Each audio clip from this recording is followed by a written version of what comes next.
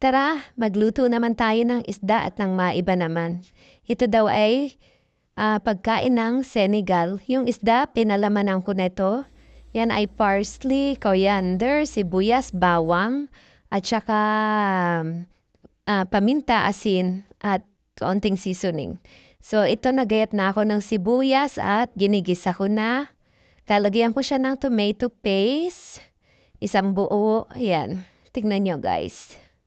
Sabi nila, yung etong pagkain na to ay, ang nag-imbento nito ay Senegal. Ang tawag dito ay Chebogen. At first time kong nakatikim nito kasi nga yung asawa ko ay Arab. So natikman ko to, nasarapan talaga ako. The best talaga tong pagkain na to. Ito yung pinaka-paborito kong pagkain nila. O yan, nilagay ko na yung isang buong tomato paste, hands, baka naman. So, hahalu-haluin lang natin to hanggang sa sama-sama na siya. Ano ba ang tawag dun? Will combine, no? Yan lang, hindi alam ang tawag. Basta't halu-haluin mo lang yan, tapos kapag ganito na yung ano niya, ayan, medyo naghihiwa-hiwalay na siya, ayan o, kita nyo ba? Tapos itong aking shinake na to, blend ko yan, ilalagay ko rin yan, ihahalo ko rin yan kasama niyan.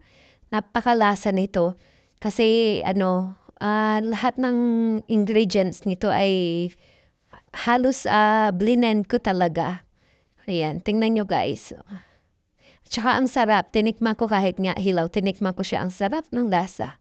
Tapos ano na rin ako ng kamatis, baka nagtataka kayo ba't may ganyan-ganyan. Kasi yung pinagblendan ko ng mga dahon-dahon, yung coriander, yung dahon ng sibuyas, doon ko na rin blend yung dalawang kamatis. Tapos, isasama ko lang yan sa pagigisa. Yan, lulutuin ko lang yung kamatis. Tingnan nyo, 'di ba? Ang ganda. Pagka nilagay yung rice dyan, ang ganda ng kulay ng panin. Tapos, lalagyan ko na rin siya ng tubig. 2 cups lang yung nilagay ko na tubig dyan.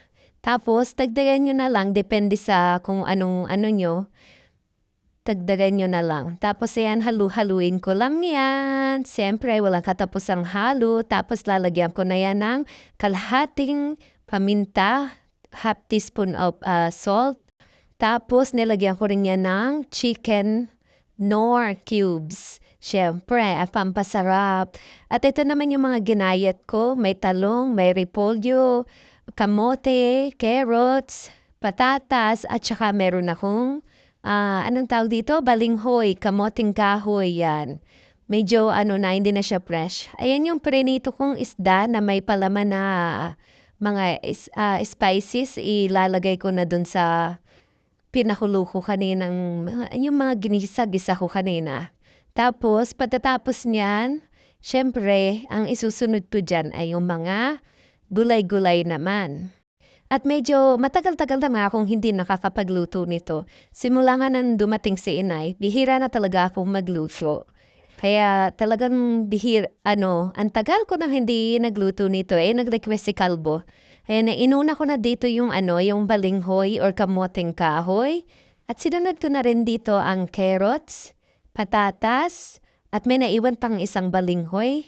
Meron din itong sweet potato. Yung balinghoy nilagay ko rin sa pinakailalim. At ang patatas, na-distract ako sa asawa ko pag-gala-gala kasi sa camera. Sabi niya ano daw niluluto ko. At wow daw, na-proud daw siya sa akin. Kasi ba naman, halos 1 taon na akong hindi nagluluto. Ayan yung sweet potato, repolyo. Sinunod-sunod ko lang. Sama-sama lang dyan at saka malalaki yung gayat. Kasi nga, pakuhuluan siya.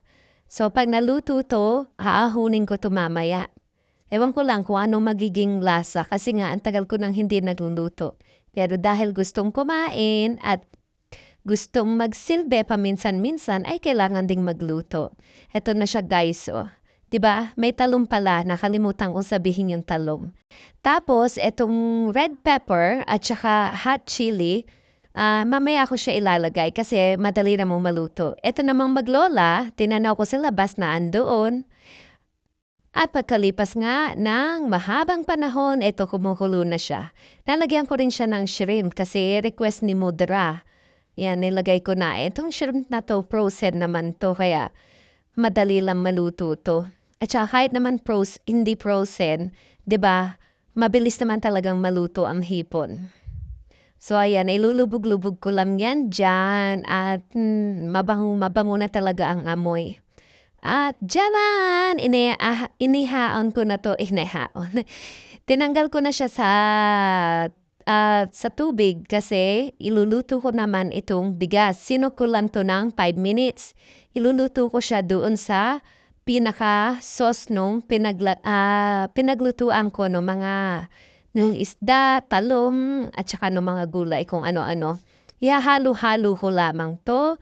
Pagka nahalo ko 'to at, maayos yung pagkakahalo, lahat ay even, itatakluban ko lang 'to at, lulutuin ng 25 minutes in medium heat. At takpan lang natin ito at balikan natin pagkatapos ng 25 minutes. Ngayon, halu-haluin naman natin. Pagkatapos ng 25 minutes, halu-haluin natin kasi baka natutong siya. So, tignan natin. May tumalsik pa, tikman natin.